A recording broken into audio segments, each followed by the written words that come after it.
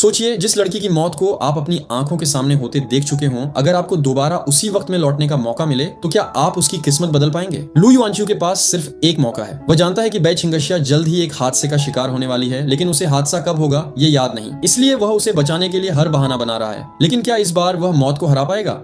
कहानी की शुरुआत होती है एक कन्वीनियंस स्टोर में, जहां स्कूल की सबसे शरीफ और प्रिटी लड़की बाई छिंगशिया चुपके से शेल्फ से ब्रेड उठा रही होती है और तभी वहां एंट्री होती है लू युआनचू की, स्कूल के सबसे बदनाम बैड स्टूडेंट की। वो उसे रंगे हाथ पकड़ लेता है और फोन में उसका सीक्रेट वीडियो दिखाकर धमकी देता है कि ये वीडियो पूरे स्कूल को दिखाने में देर नहीं लगेगी। छिंगशिया डर जाती है और मजबूरी में उसके साथ स्टोर के वेयर हाउस में चली जाती है। वहां रोते हुए वो सिर्फ 3 ब्रेड निकालती है और कहती है कि उसने कुछ और नहीं लिया। लेकिन यहाँ पर सिचुएशन अचानक बदलने लगती है, क्योंकि लू युआनचू कोई असली ब्लैकमेलर नहीं है। वह असल में इस वक्त में वापस आ चुका है। पिछली जिंदगी में उसने ये सब देखा था, लेकिन उसने छिंगशिया को रोका नहीं था और स्टोर से बाहर निकलते ही एक कार एक्सीडेंट में छिंगशिया की मौत हो गई थी। इस बार वह उसे बचाना चाहता है, लेकिन उसे एक्सीडेंट का एग्जैक्ट टाइम याद नहीं होता, इसलिए बहाने बहाने से उसे स्टोर के अंदर रोके रखता है, भले ही दुनिया की नजर में विलेन बनना पड़े। छिंगशिया को लगता है कि ये लड़का सच में खतरनाक है। वह रोती है और कहती है कि ब्रेड वापस कर दिए, अब उसे जाने दो। लू युआनचू का दिल अचानक भर आता है। उसे समझ आ जाता है कि किस हालत ने एक टॉप स्टूडेंट को चोरी करने पर मजबूर कर दिया है। वह ब्रेड का पैकेट फाड़ देता है और बहाना बनाता है कि पैकेट खुल गया, अब ये बिक नहीं सकता, इसलिए खाकर जाए। छिंगशिया आंसुओं के साथ ब्रेड खाती है और जाने से पहले एक चिट लिखकर देती है कि उसने लू युआनचू के 3 ब्रेड उधार लिए हैं। और जैसे ही लू युआनचू उस कागज पर नजर डालता है, वह सुन्न रह जाता है। ये हैंडराइटिंग उसे अच्छे से याद थी। पिछली जिंदगी में जब पूरी क्लास ने उसे हंसी का पात्र बनाया था, जब क्लास इलेक्शन में एक भी स्टूडेंट ने उसे वोट नहीं दिया था, तब आखिर में एक ही पर्ची उसके नाम की निकली थी। आज उसे समझ आता है कि उसे साइलेंटली सपोर्ट करने वाली वह अकेली इंसान और कोई नहीं बल्कि बाई छिंगशिया थी। अब लू युआनचू के दिमाग में सिर्फ एक ही सवाल है कि बाहर वाली वह किस्मत की कार अभी तक गई या नहीं। टाइम खींचने के लिए वह कहता है कि उसने छिंगशिया का बैग तोड़ा है, इसलिए वह उसे नया बैग दिलाएगा। छिंगशिया मना करती है, लेकिन लू युआनचू उसे रोककर कहता है कि वह किसी पर एहसान नहीं लेता। लेकिन असली सवाल यह है कि क्या उसके ये छोटे छोटे बहाने सच में छिंगशिया की किस्मत बदल पाएंगे? लू युआनचू स्टोर के बैग सेक्शन से एक पिंक बैकपैक उठाता है और छिंगशिया की तरफ बढ़ा देता है। वह जानबूझकर पिंक कपल डिजाइन वाला बैग चुनता है। छिंगशिया मना करती है, कहती है कि उसका पुराना बैग वैसे ही टूटा हुआ था। लेकिन लू युआनचू की धमकी भरी नजर देखते ही चुपचाप बैग थाम लेती है और अपनी आदत के मुताबिक तुरंत एक नया आईओयू लिख देती है। बाई छिंगशिया ओव्स लू युआनचू 1 स्कूल बैग। चलते चलते छिंगशिया का सिर उसके सिर से टकरा जाता है और लू युआनचू उसे शेल्फ के पास रोक कर कहता है कि अगर पैसे नहीं है तो उधार किसी और तरीके से भी चुकाया जा सकता है। जो लड़की हमेशा ठंडी और सीरियस रहती थी, आज शर्म से पानी पानी हो जाती है। लेकिन तभी स्टोर का माहौल अचानक बदल जाता है। हु केवे अपनी सहेलियों के साथ अंदर आती है और देखते ही ताना मारती है कि लू युआनचू अब बाई छिंगशिया से बातें करने लगा है। घमंड में वह ऐलान करती है कि आज सब कुछ वह ट्रीट करेगी, सब कुछ फ्री। उसका असली मकसद यही होता है कि काउंटर पर खड़े लू युआनचू सबका बिल माफ कर दें, जैसे हमेशा करते थे। उसकी सहेलियां ढेर सारे महंगे स्नैक्स उठा लाती हैं, लेकिन इस बार लू युआनचू बिल्कुल बदला हुआ है। वह स्कैनर घुमाता है और सीधा कहता है, बिल पे करो। हु केवे को यकीन नहीं होता। वह गुस्से में कहती है कि सिर्फ स्नैक्स के लिए इतनी कंजूसी। लू युआनचू शांति से जवाब देता है कि जब ट्रीट करने वाली खुद पैसे देने से कतराए तो ये तो दिन दहाड़े रॉबरी हुई। सहेलियां शर्मिंदा होकर सामान वापस रख देती हैं और हु केवे को अकेला छोड़ देती हैं। बेइज्जती सहना पाकर हु केवे कहती है कि उम्मीद है उसे पछतावा नहीं होगा और गुस्से में स्टोर से निकल जाती है। लू युआनचू को अंदर ही अंदर बहुत सुकून मिलता है, क्योंकि पिछली जिंदगी में वह इसी लड़की के आगे हमेशा झुकता आया था। अब छिंगशिया भी निकलने लगती है, लेकिन लू युआनचू उसे रोक देता है। वह अपनी हथेली में एक पिंक हार्ट वाला हेयर क्लिप रखता है और कहता है कि ये उस एक वोट का शुक्रिया है जो छिंगशिया ने इलेक्शन में उसे दिया था। छिंगशिया का चेहरा लाल हो जाता है। वह घबराकर कहती है कि उसने तो बस ऐसे ही लिख दिया था और स्टोर से भाग निकलती है। लेकिन लू युआनचू को याद है कि बाहर सड़क पर क्या इंतजार कर रहा है। वह चिल्लाकर कहता है कि सड़क पर दौड़ना मना है, वरना वह स्कूल में रिपोर्ट कर देगा। छिंगशिया रुककर उसे घूरती है, लेकिन फिर धीरे धीरे चलने लगती है। लू युआनचू मुस्कुराता है। उसे समझ आ गया है कि ये धमकी काम करती है। हथेली में रखा वह छोटा सा क्लिप उसे यकीन दिलाता है कि छिंगशिया का दिल कब से उसके लिए नरम था। अगली सुबह स्कूल में छिंगशिया अपना नया बैकपैक लगाकर आती है, जहां लू युआनचू डेस्क पर सोता हुआ मिलता है। टीचर उसे डांटती है और छिंगशिया से कहती है कि अगर ये लड़का उसे तंग करे तो तुरंत बताए। लेकिन लू युआनचू बस मुस्कुराकर छिंगशिया को छेड़ता है और छिंगशिया को हैरानी होती है कि ये लड़का अचानक इतना बदल क्यों गया है। फिर टीचर ऑटम स्पोर्ट्स मीट के लिए क्लास यूनिफॉर्म की बात छेड़ती है। स्टूडेंट्स शोर मचाकर जेके यूनिफॉर्म की डिमांड करते हैं और लू युआनचू भी दिल ही दिल में चाहता है कि छिंगशिया को जेके यूनिफॉर्म में देखे। लेकिन यूनिफॉर्म की कीमत सुनकर छिंगशिया चुप हो जाती है। सिर्फ 50 युआन, लेकिन उसके पास वो भी नहीं।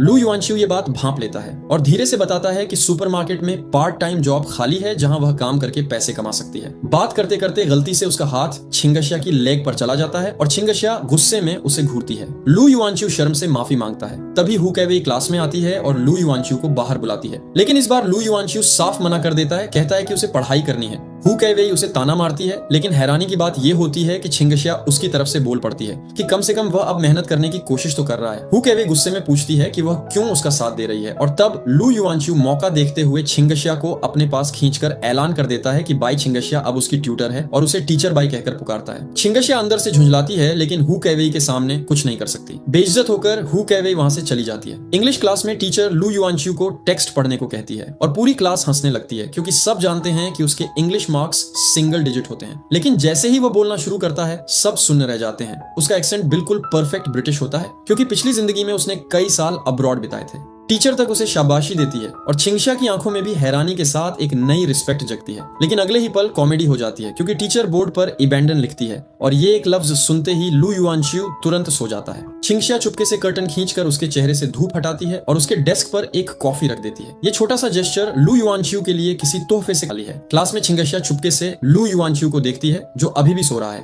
पहली बार उसने हिम्मत करके उसकी मदद की थी, टीचर के गुस्से से बचा लिया था और अब अंदर ही अंदर उसे अच्छा लगता है। वह पिंक हार्ट वाला हेयर क्लिप निकालती है जो लू युआनचू ने उसे दिया था और उसे बालों में लगाकर खिड़की के शीशे में देखती है। चेहरे पर हल्की सी मुस्कान आ जाती है, लेकिन शर्म के मारे तुरंत उसे उतारकर छिपा देती है। लंच टाइम होता है और लू युआनचू टीचर बाई वाली बात पकड़कर छिंगशिया के साथ चिपका रहता है। कहता है कि जब तक वह पढ़ेगी वह भी उतनी देर पढ़ेगा। फिर वह घर से लाया हुआ लंच बॉक्स खोलता है और उसे साथ खाने को कहता है। छिंगशिया मना करती है, कहती है कि वह कैंटीन चली जाएगी, लेकिन लू युआनचू जानता है कि इस वक्त कैंटीन में उसके लिए कुछ नहीं बचेगा। वह धमकी देता है कि अगर उसने नहीं खाया तो वह सबको बता देगा। मजबूरन छिंगशिया को मानना पड़ता है और दोनों साथ में खाना खाते हैं। जब वह उसे घूरती है कि वह क्या देख रहा है, तो वह सीधा कहता है, क्योंकि तुम खूबसूरत हो। छिंगशिया का चेहरा फिर से लाल हो जाता है। उसी दिन बास्केटबॉल कोर्ट पर लू युआनचू अपनी रीबॉर्न एनर्जी दिखाता है और एक जबरदस्त स्लैम डंक मारता है। पूरी क्लास हैरान रह जाती है और हु कैवे स्टैंड से चिल्लाकर उसे शाबाशी देती है, लेकिन लू युआनचू की नजर तो स्टैंड्स के सबसे ऊपर बैठी छिंगशिया पर होती है, जो चुपचाप किताब पढ़ रही होती है, बिल्कुल वैसे ही जैसे पिछली जिंदगी में हमेशा बैठती थी। और तभी एक हथेली पीछे से छिंगशिया को धक्का दे देती है। छिंगशिया चीखती हुई सीढ़ियों से नीचे लुढ़क जाती है। लू युआनचू का खून जम जाता है। एक विटनेस बताती है कि उसने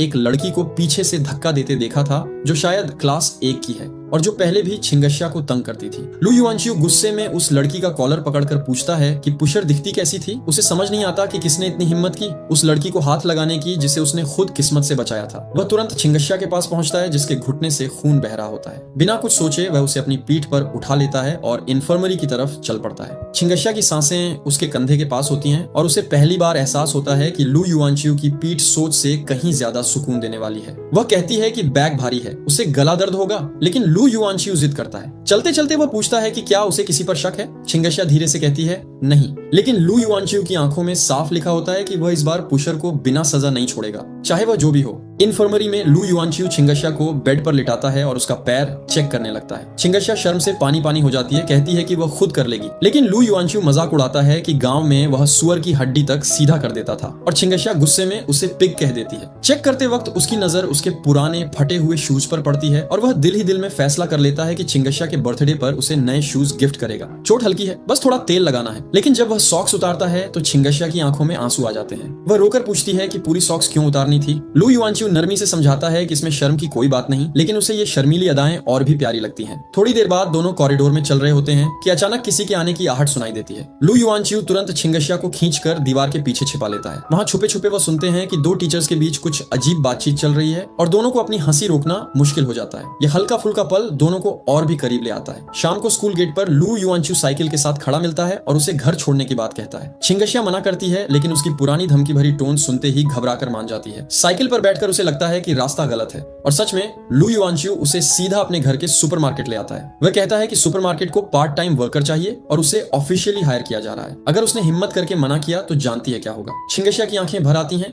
वह समझ गई थी कि यह सब उसकी मदद करने का बहाना है। वह धीरे से थैंक यू बोलती है, लेकिन अंदर उसका बाप, जो एक सख्त और मजाकिया मिजाज आदमी है, पहले तो लड़ता है कि लड़की की पढ़ाई खराब होगी, फिर मजाक में कहता है कि लड़की की पढ़ाई बिगड़ी तो तेरे एग्जाम में एक राइवल कम होगा। और लू युआनच्यू अपने बाप के इस लॉजिक पर अपना सिर पकड़ लेता है। जब बाप बाहर छिंगशिया को देखता है तो उसे लगता है कि बेटे ने किसी लड़की को भगाकर लाया और वह झाड़ू लेकर बेटे के पीछे पड़ जाता है कि कहीं लड़की का बाप ही ना आ जाए। बाहर खड़ी छिंगशिया ये सब देखकर गलतफहमी का शिकार हो जाती है। उसे लगता है कि उसे वहां कबूल नहीं किया जा रहा और वह आंसू भरी आंखों से धीरे धीरे वहां से चली जाती है। शाम ढले छिंगशिया घर जाने के लिए मुड़ती है, कहती है कि देर हो गई और उसके पापा परेशान होंगे, लेकिन लू युआनच्यू उसका हाथ पकड़कर रोक लेता है और कहता है कि बस थोड़ी देर और रुके। वह उसके आंसू पोंछते हुए कहता है तुम फिक्र मत करो। असल में लू युआनच्यू अपने बाप से आखिरी बार भिड़ता है और कहता है कि छिंगशिया को सुपरमार्केट में काम मिलना चाहिए। उसका बाप शर्त रखता है अगर इस महीने के एग्जाम में तुम क्लास के टॉप 35 में आए तभी ये लड़की यहाँ काम करेगी। लू युआनच्यू के लिए ये कोई आसान बात नहीं, क्योंकि वह तो क्लास का आखिरी स्टूडेंट है, लेकिन छिंगशिया के लिए वह ये शर्त भी मान लेता है। उसका बाप अंदर ही अंदर मुस्कुराता है, क्योंकि वह असल में इसी बहाने अपने बेटे को पढ़ाई करवाना चाहता था।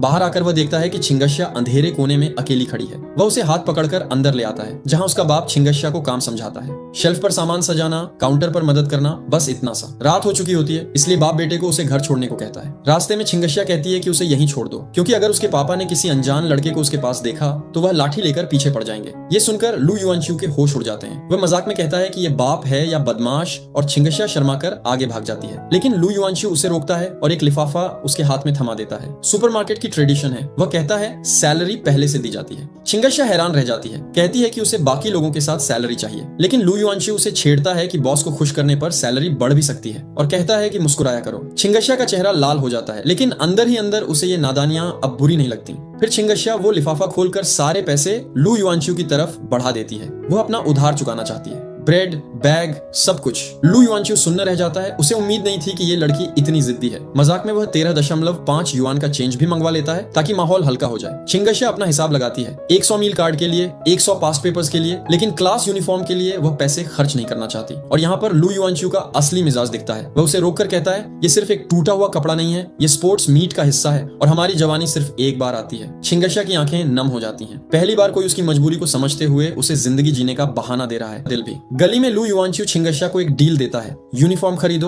और स्पोर्ट्स मीट खत्म होने के बाद उसे वापस मुझे बेच देना, वो भी 20% डिस्काउंट पर। फिर वह मजाक में जोड़ता है और मत धोना। छिंगशिया का चेहरा लाल हो जाता है, वह चिल्लाती है सपने देखो और पूरी गली में भाग जाती है, लेकिन दूर जाकर वह हाथ हिलाकर बाएं बोलती है और लू युआनच्यू के चेहरे पर एक सुकून भरी मुस्कान आ जाती है। उसे लगता है कि ये लड़की आखिरकार थोड़ी समझदार हो गई है। घर पर डिनर टेबल पर बाप फिर याद दिलाता है अगर टॉप 35 में नहीं आया तो लड़की को काम से निकालना पड़ेगा, और वह अपनी बात से कभी नहीं मुकरता। लू युआनच्यू झुंझला जाता है, क्योंकि बाप ने ये बात घर में सबको बता दी होती है। माँ एक्साइटेड होकर कहती है कि अगली पेरेंट टीचर मीटिंग में वह खुद जाएगी ताकि उस लड़की को देख सके। लू युआनच्यू सिर पकड़ लेता है। वह कहता है कि छिंगशिया उसकी क्रश नहीं है, लेकिन घर वाले मानने को तैयार नहीं। तभी उसकी छोटी बहन डोंगडोंग आती है और बड़े प्यार से उससे चिपक जाती है। असल में उसे एक मदद चाहिए। उसने अपने ग्रेड्स छुपाए हैं, पिछले सेमेस्टर वह टॉप 20 में नहीं आई और अगर माँ को पता चला तो उसकी खैर नहीं। इसलिए वह जिद करती है कि भैया अगले दिन उसके स्कूल की पेरेंट टीचर मीटिंग में जाएगा। रोते रोते वह भाई की टांग पकड़ लेती है और मजबूरन लू युआनच्यू को हाँ कहना पड़ता है। फिर डोंगडोंग एक ऐसी बात करती है जो लू युआनच्यू के दिल को छू जाती है। वह पूछती है कि क्या स्कूल के गेट पर वाला सस्पेंडर्स वाला अंकल अभी भी वही है, और बताती है कि बचपन में जब बड़े बच्चे उस बेचारे अंकल को तंग करते थे तो उसका भाई उसे प्रोटेक्ट करता था, और एक लड़की भी थी जो अपना बैग घुमाकर उन बदमाश बच्चों को भगा देती थी। लू युआनच्यू के दिमाग में उस पल एक ही चेहरा उभरता है, छिंगशिया का। उसे एहसास होता है कि ये लड़की तब से चुपके से अच्छाई बांटती आ रही है। अगली सुबह क्लास में छिंगशिया आती है तो उसे अपनी डेस्क पर लू युआनच्यू का छोड़ा हुआ यूनिफॉर्म का पैसा मिलता है, लेकिन उसकी जिद्दी अदा फिर जाग उठती है। वह गुस्से में कहती है कि वह ये पैसा खर्च नहीं करेगी। अब सब अगले दिन क्लास में टीचर पल्स और हार्ट रेट का लेसन समझा रही होती है और स्टूडेंट्स को डेस्कमेट का पल्स चेक करने को कहती है। छिंगशिया धीरे से लू युआनच्यू की कलाई पर उंगलियां रखती है। लू युआनच्यू उसे छेड़ता है कि कोई मजेदार सवाल पूछो, क्या तुम्हें मेरे बारे में कुछ जानना नहीं है, लेकिन छिंगशिया शर्म के मारे सिर्फ सब्जियों वाला बोरिंग सवाल पूछती है। लू युआनच्यू को हंसी आ जाती है। वह उसका हाथ थामकर उसे अपनी तरफ खींच लेता है, डेस्क पर झुकाकर पूछता है क्या तुम्हारे पास कोई राज है, तुम मुझे पल्स क्यों नहीं नापने देती। फिर वह उसके दिल के पास झुककर कहता है ठीक है मैं हार्ट बीट सुनता हूँ, और धीरे से पूछता है क्या तुम्हारा कोई क्रश है। छिंगशिया का सांस रुक सा जाता है। शाम को सेल्फ स्टडी के वक्त अचानक पूरे स्कूल की बिजली चली जाती है। अंधेरे में क्लास में अफरा तफरी मच जाती है। टीचर सबको शांत रहने को कहती है, लेकिन इस अंधेरे में सबसे ज्यादा घबराता है लू युआनच्यू, क्योंकि उसे अंधेरे से बहुत ज्यादा डर लगता है। पिछली जिंदगी में वह कभी इवनिंग सेल्फ स्टडी आया ही नहीं था, इसलिए उसे इस ब्लैकआउट का बिल्कुल अंदाजा नहीं था। वह जमीन पर बैठकर थर थर कांपता है और सोचता है कि क्या उसने गलती से हीरोइन का स्क्रिप्ट पकड़ लिया है, लेकिन तभी अंधेरे में एक नरम हाथ उसका हाथ थाम लेता है। छिंगशिया। वह उसे बिना कुछ कहे क्लास से बाहर ले आती है, सीढ़ियां उतरती है और स्कूल के खुले मैदान में ले जाती है जहां आसमान में पूरा चांद चमक रहा होता है। लू युआनचू घास पर लेट जाता है, अपनी सांसें बहाल करता है। छिंगशिया उसके पास बैठकर कहती है कि डार्कनेस फोबिया वालों को तंग और अंधेरी जगह पर नहीं रहना चाहिए। अगर कोई रोशनी दिखे तो काफी बेहतर लगता है। वह चांद की तरफ इशारा करती है और कहती है चांद खुद रोशनी नहीं देता, वह सूरज की रोशनी को रिफ्लेक्ट करता है। लू युआनचू हैरान होकर पूछता है कि उसे ये सब इतनी अच्छी तरह कैसे पता है। छिंगशिया धीरे से बताती है कि उसके पापा को भी डार्कनेस फोबिया है, इसीलिए रात को उनके लिए एक छोटा सा दिया जलाना पड़ता है। लू युआनचू मुस्कुराता है और मुंह में घास का तिनका दबाकर कहता है, स्टूडेंट भाई, क्या तुम अभी भी गुस्सा हो? लेकिन अगले ही पल वह पेट पकड़कर कराहने लगता है और आंसू भरी आंखों से कहता है, मुझे बहुत डर लग रहा है। छिंगशिया का दिल पिघल जाता है। जो लड़का हमेशा दुनिया से लड़ता था, आज पहली बार उसके सामने इतना कमजोर हुआ है। उस रात चांद की रोशनी में दोनों के बीच का फासला पहली बार सच में कम होता रही थी। मैदान में छिंगशिया लू युआनचू का सिर अपनी गोद में रखती है और कहती है, चांद को देखो। लू युआनचू अंदर ही अंदर सोचता है कि ये गोद तो सोच से भी ज्यादा नरम है। छिंगशिया उसके गाल खींचकर पूछती है, अब डर नहीं लग रहा? वह शरारत से कहता है, अभी भी लग रहा है। फिर वह पूछती है कि क्या तुम अभी भी मुझसे नाराज हो? लू युआनचू कहता है, नहीं। वह धीरे से कहती है, मैं भी नहीं, बस एक सेकंड के लिए नाराज थी। दोनों हंसने लगते हैं और छिंगशिया उसे धक्का देती है, तू तो बिल्कुल ठीक लग रहा है। इसी कशमकश में वह उसके ऊपर गिर जाती है और दोनों एक रोमांटिक पोज में फरीज हो जाते हैं। लेकिन तभी उन पर एक तेज स्पॉटलाइट पड़ती है। स्कूल का नाइट गार्ड उन्हें पकड़ लेता है और चिल्लाकर सबको बुलाता है। दोनों हाथ पकड़कर मैदान से भागते हैं, अंधेरे कॉरिडोर में छुपते छुपाते रुकते हैं। छिंगशिया कहती है कि वह पहले अंदर जाएगी और लू युआनचू को 3 मिनट बाद आने को कहती है ताकि लोगों को शक न हो। अगली सुबह जब लू युआनचू क्लास आता है तो उसे पता चलता है कि छिंगशिया सुबह ही बैग लेकर निकल गई थी और टीचर ने भी कुछ नहीं कहा। लू युआनचू परेशान हो जाता है। ये लड़की बिना बताए कहां गई? उसे थोड़ा गुस्सा भी आता है कि उसने बताना भी जरूरी नहीं समझा। स्कूल के बाद वह सीधा सुपरमार्केट पहुंचता है और वहां का नजारा देखकर हैरान रह जाता है। छिंगशिया लाल वर्क वेस्ट पहने पूरी मेहनत से काम कर रही होती है। उसका बाप उसकी तारीफ करते नहीं थकता कि ये लड़की तुमसे कहीं ज्यादा समझदार है। जब छिंगशिया पूछती है कि क्या खाली बोतलें फेंक देनी है, तो बाप कहता है कि फेंक दो, लेकिन लू युआनचू तुरंत रोकता है। कहता है कि वेस्ट करना गुनाह है, बोतलों को अलग से जमा करो, क्योंकि छोटी छोटी चीजें मिलकर बड़ी रकम बनती हैं। फिर वो अपने बाप पर बरस पड़ता है, इतना बड़ा सुपरमार्केट और तुम इससे अकेली से सफाई करवा रहे हो सिर्फ 500 युआन में। बाप मजाक में कहता है कि ये लड़की खुद आगे बढ़कर काम करती है और फिर बेटे को छेड़ता है। क्या हुआ, दिल में दर्द हो रहा है? लू युआनचू सीधा छिंगशिया के पास जाता है और उसे शेल्फ के पास रोककर पूछता है, मेरे बिना बताए चुपके से निकल गई, बोल, जवाब दे। छिंगशिया एक बड़ी बोतल सीने से लगाए चुपचाप उसकी आंखों में देखती। अगली दोपहर तेज धूप में छिंगशिया उसी पर्चे को हाथ में लिए लू युआनचू के घर का पता ढूंढती है, शिंगफू रोड। उसके लिए ये कोई आम बात नहीं, क्योंकि जिंदगी में पहली बार वह किसी लड़के के घर जा रही है। अंदर से वह कितनी घबराई हुई है, लेकिन फिर भी उसके कदम रुकते नहीं। इधर लू युआनचू की नींद खुलती है और फोन देखते ही उसके होश उड़ जाते हैं। वक्त निकल चुका है। वह बिजली की रफ्तार से कपड़े बदलता है और भागता हुआ दरवाजे तक पहुंचता है और सच में डोरबेल बिल्कुल टाइम पर बजती है। वह हैरान है कि ये लड़की इतनी पंक्चुअल कैसे हो सकती है। दरवाजे पर छिंगशिया बैकपैक ली खड़ी है, बिल्कुल नर्वस। लू युआनचू उसे अंदर बुलाता है। वह झिझकती है कि क्या शूज उतारने चाहिए और वह इतनी मासूमियत से सब फॉलो करती है कि लू युआनचू को अंदर ही अंदर हंसी भी आती है और प्यार भी। वह मजाक में कहता है कि जिस कमरे के दरवाजे पर डिस्टर्ब नॉट लिखा है वह उसका बेडरूम है। फिर तुरंत कह देता है कि मजाक कर रहा था, लेकिन छिंगशिया की सादगी उसे और भी अच्छी लगने लगती है। फिर छिंगशिया कहती है कि पहले अंकल आंटी को नमस्ते कर लें, उसके बाद ही पढ़ाई शुरू करेंगे। और यहाँ पर माहौल अचानक बदल जाता है। लू युआनचू थोड़ा रुकता है और सच बोल देता है, असल में घर पर कोई नहीं है, अभी इस वक्त सिर्फ वो दोनों हैं। छिंगशिया की आंखें फैल जाती हैं, चेहरे पर हल्की सी लाली और हैरानी दोनों है। लू युआनचू समझाता है कि सुबह घर पर लोग थे, लेकिन दोपहर में सब बाहर होते हैं, इसीलिए ट्यूटरिंग सिर्फ आफ्टरनून में हो सकती है। छिंगशिया नाराज होकर कहती है कि फिर तो घर पर कोई नहीं होगा, लेकिन लू युआनचू मुस्कुराकर उसका गाल खींच लेता है। तुम गुस्से में भी कितनी प्यारी लगती हो। छिंगशिया का गुस्सा भी इस हरकत के आगे पिघल जाता है। फिर वह उसे अपना कमरा दिखाता है। छिंगशिया पोलाइटली कहती है कि कमरे में कोई स्मेल नहीं है, जबकि लू युआनचू की माँ और बहन हमेशा कहती है कि उसका कमरा स्टिंक करता है। इसी बीच छिंगशिया का पैर गलती से डस्टबिन पर लग जाता है और अंदर रखे पेपर के गोले बिखर जाते हैं। लू युआनचू घबराकर समझाता है कि वह सिर्फ नाक पोंछने के टिश्यू हैं, लेकिन छिंगशिया भोलापन से पूछती है, और क्या होते हैं? लू युआनचू सुन्न रह जाता है। उसके दिमाग में जो गलत ख्याल आया था वह इस मासूम जवाब के सामने शर्मिंदा हो जाता है। पढ़ाई शुरू होती है। छिंगशिया दोनों हाथों से ग्लास पकड़कर पानी पीती है और लू युआनचू उसे देखता रह जाता है। लेकिन तभी उसे याद आता है कि वह ग्लास तो उसने खुद पहले इस्तेमाल किया था, मतलब इनडायरेक्ट किस।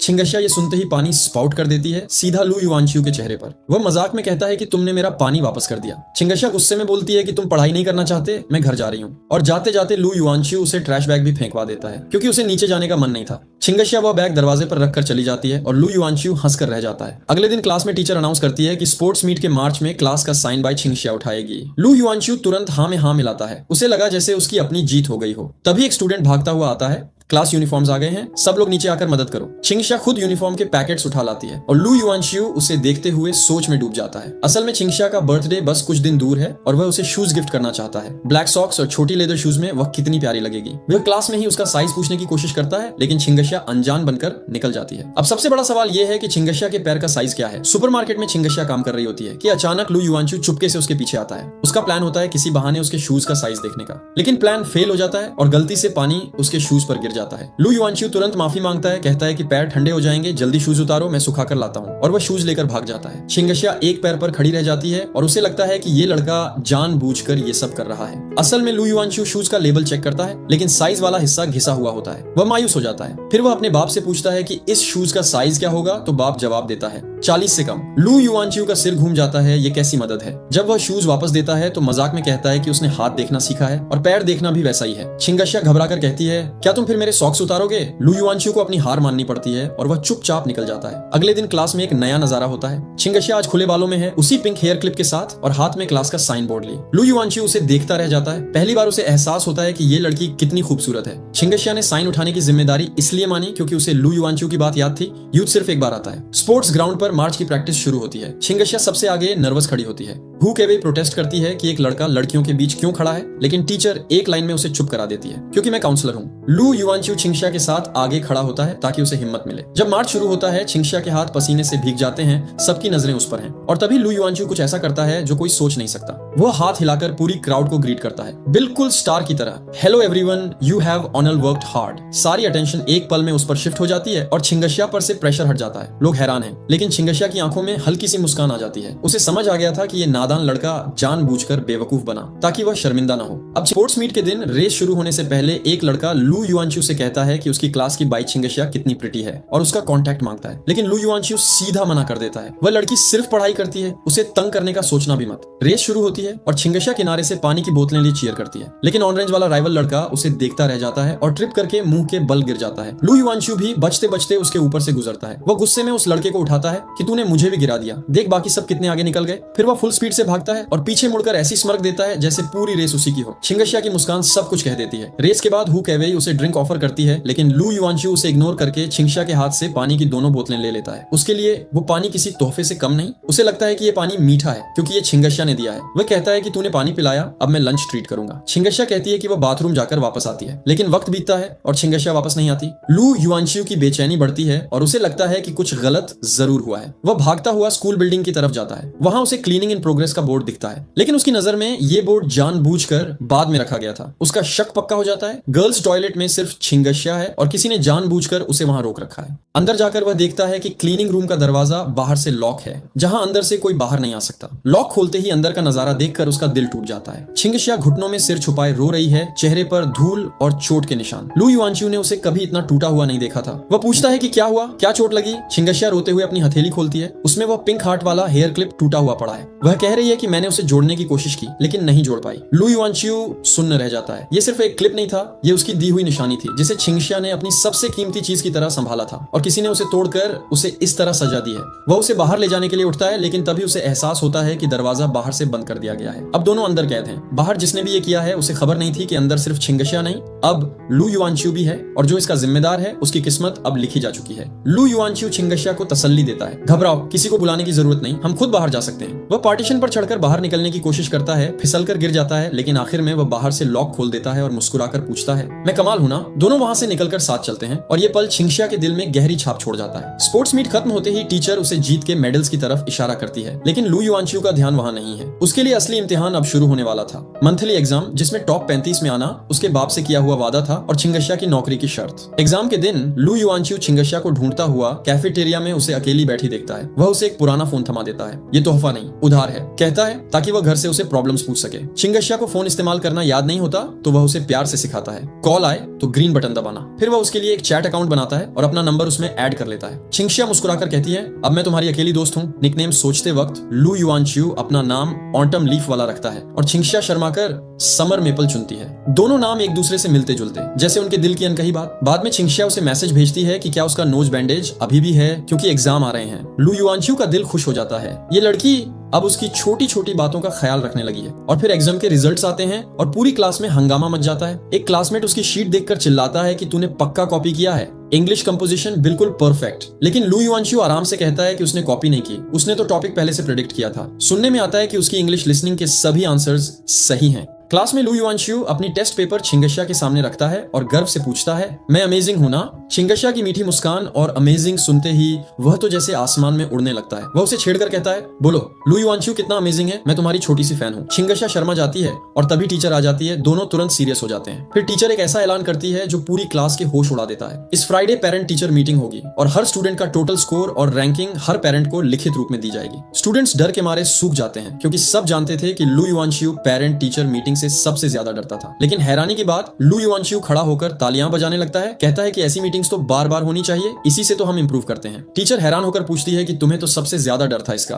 वह सीना ठोक कर कहता है, मैं हमेशा से पेरेंट टीचर मीटिंग का सबसे बड़ा सपोर्टर हूँ। असल में अब उसके पास डर की कोई वजह नहीं थी, उसकी मेहनत रंग ला रही थी। बाद में छिंगशिया अपने नोट्स साफ लिखकर उसे देने वाली होती है। लू युआनच्यू झुककर पूछता है कि तुम क्या लिख रही हो, और दोनों के चेहरे इतने करीब आ जाते हैं कि बस किस होने ही वाले थे। दोनों घबराकर अलग हो जाते हैं, चेहरे लाल। वह मजाक में कहता है कि मेरे पुराने टेक्स्ट बुक बिल्कुल खाली थे, जब लिख लो तो मुझे दिखाना। शाम को सुपरमार्केट में वो अपने बाप को बताता है कि कल पेरेंट टीचर मीटिंग है। बाप पहले मना करता है, मुझे शर्म आती है, लेकिन लू युआनच्यू चालाकी से कहता है कि फिर मां जाएंगी, जो वैसे भी छिंगशिया से मिलना चाहती हैं। बाप तुरंत घबरा जाता है और खुद जाने का फैसला करता है। दोनों के बीच की ये नोक-झोंक देखकर हंसी नहीं रुकती। और फिर जब छिंगशिया उसे देखती है तो पहली बार खुद से मुस्कुराकर कहती है, लू युआनच्यू तुमने सच में प्रोग्रेस किया है, अंकल को पता चलेगा तो बहुत खुश होंगे। लेकिन लू युआनच्यू उसे शेल्फ के पास रोककर धीरे से कहता है, मेरे बाप की खुशी की बात छोड़ो, मैं पूछ रहा हूँ तुम खुश हो ना? छिंगशिया धीरे से कहती है, खुश। वह मुस्कुराकर कहता है, खुश हो तो एक बार फिर मुस्कुरा दो, वरना मैं मानूंगा नहीं। सुपरमार्केट में लू युआनच्यू कोई कीड़ा है के बहाने छिंगशिया के करीब जाता है और उसके कॉलर के पास से एक नया पिंक हेयर क्लिप निकालकर कहता है, ये अब तुम्हारा है। छिंगशिया हैरान रह जाती है। ये वही क्लिप है जो टूट गया था, लेकिन अब बिल्कुल नया।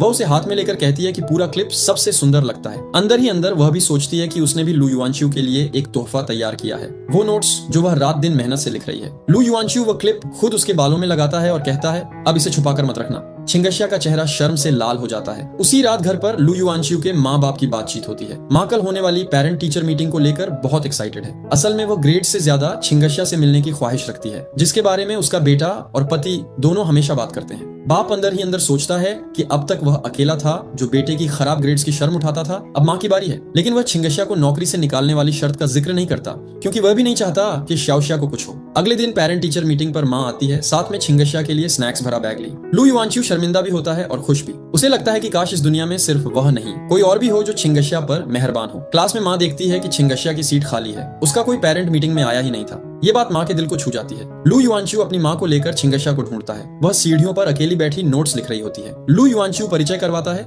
ये मेरी माँ है, वह तुमसे मिलना चाहती थी। छिंगशिया धीरे से हेलो आंटी कहती है। माँ उसे 5 छोटे लाल फूल देती है, क्योंकि उसने स्पोर्ट्स मीट में 5 फर्स्ट प्लेस जीते थे, और प्यार से कहती है कि आगे से कोई भी प्रॉब्लम हो तो उससे जरूर बताए। छिंगशिया के लिए ये पल किसी सपने जैसा होता है। जिस जिंदगी में कभी किसी ने उसे प्यार नहीं दिया था, आज एक अनजान माँ उसके लिए इतनी नरमी लाई थी। उसकी आंखों से आंसू बह निकलते हैं और वह बस इतना कह पाती है, थैंक यू आंटी। लेकिन इसी खुशी के बीच एक बात सबको चुप करवा देती है। पेरेंट टीचर मीटिंग में छिंगशिया का अपना कोई पेरेंट नहीं आया था। उसके घर का राज अभी भी एक बंद दरवाजे के पीछे छुपा था, और लू युआनच्यू जानता था कि एक दिन उसे वो दरवाजा भी खोलना पड़ेगा। रूफटॉप पर माँ छिंगशिया का हाथ थामकर कहती है, तुम लू युआनच्यू से अच्छा रिश्ता रखती हो, अब से हमें अपना परिवार समझो, कभी संकोच मत करना। छिंगशिया की आंखें भर आती हैं। माँ उसे स्नैक्स से भरा पूरा बैग देना चाहती है, मीटिंग गिफ्ट के रूप में। छिंगशिया विनम्र होकर मना करती है, लेकिन लू युआनच्यू जिद करके कहता है, जो पसंद हो उठा लो, वरना ये बदतमीजी होगी। माँ उसे डांट भी देती है कि इतना चिल्लाओ मत। आखिर में छिंगशिया सिर्फ 2 छोटी बॉक्सेस लेती है और कहती है, मुझे स्नैक्स पसंद नहीं। माँ थोड़ी उदास हो जाती है, क्योंकि वह इस लड़की से और बातें करना चाहती थी, लेकिन शब्द नहीं मिलते।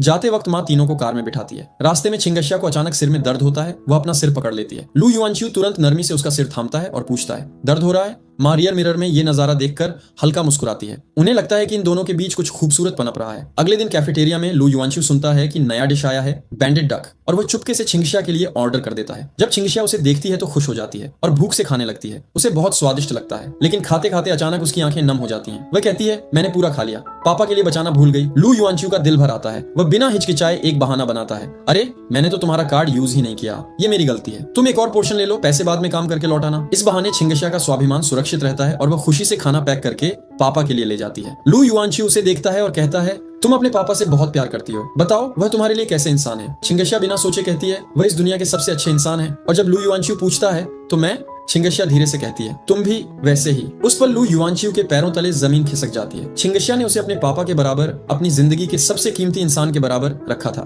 जो लड़की दुनिया से डरती थी, उसने अपने दिल का सबसे बड़ा दरवाजा उसके लिए खोल दिया था। रात को घर पर लू युआनच्यू अपने पेरेंट्स को बताता है कि छिंगशिया ट्रिप पर जाने को तैयार नहीं है। उसका एटीट्यूड बहुत सख्त है। बाप सोचता है कि उसका बेटा छिंगशिया को संभालने के अपने तरीके रखता है, लेकिन अब वह खुद इस लड़की से अकेले में बात करने का फैसला करता है। आखिर वह उसका बॉस भी है और अंकल भी। इसी बीच वह यह भी बताता है कि लू युआनच्यू के 3 अंकल्स उसकी मंथली एग्जाम प्रोग्रेस की खुशी में सेलिब्रेशन के लिए घर आने वाले हैं। लू युआनच्यू सिर पकड़ लेता है, इतनी सी बात पर इतना बड़ा तमाशा। तभी छोटी बहन डोंगडोंग आती है और चुपके से भाई के कमरे में घुसकर उससे चिपक जाती है, भैया बचाओ। असल में उसकी क्लास में 45वीं रैंक आई है, मतलब आखिरी नंबर। अब उसे भी पेरेंट टीचर मीटिंग का डर है और वह भाई से मदद मांगती है। लू युआनच्यू को अपने बाप वाला गुस्सा और मजबूरी दोनों समझ आ जाती है और वह बहन की मदद करने का मन बना लेता है। अगले दिन क्लास में वह छिंगशिया को कहकर निकलता है कि उसे बहन के लिए कुछ देना है। टीचर आती है और पूछती है कि लू युआनच्यू कहाँ है, तो छिंगशिया पहली बार उसके लिए झूठ बोलती है कि उसे घर पर काम था। टीचर मान जाती है। बाहर स्कूल गेट पर लू युआनच्यू अपने अंकल से मिलता है, लेकिन अचानक एक एक्सीडेंट होता है